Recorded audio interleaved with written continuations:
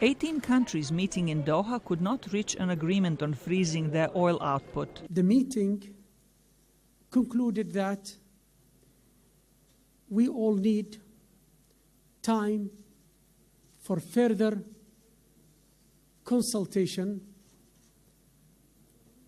and from now till June meeting in OPEC.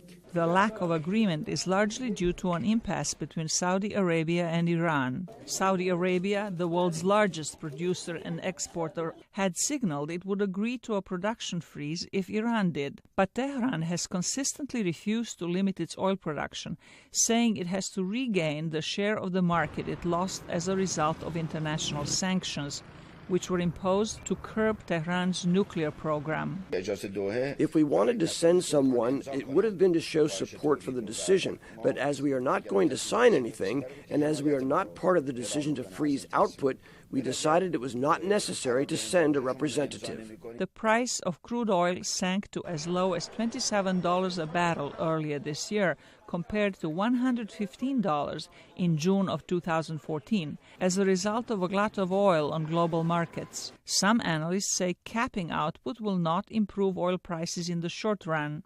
In reality, it doesn't mean much, because the people involved are talking about freezing their production level at already high rates into a market that is still oversupplied. Some oil-producing countries have been harder hit than others, notably Ecuador and Venezuela.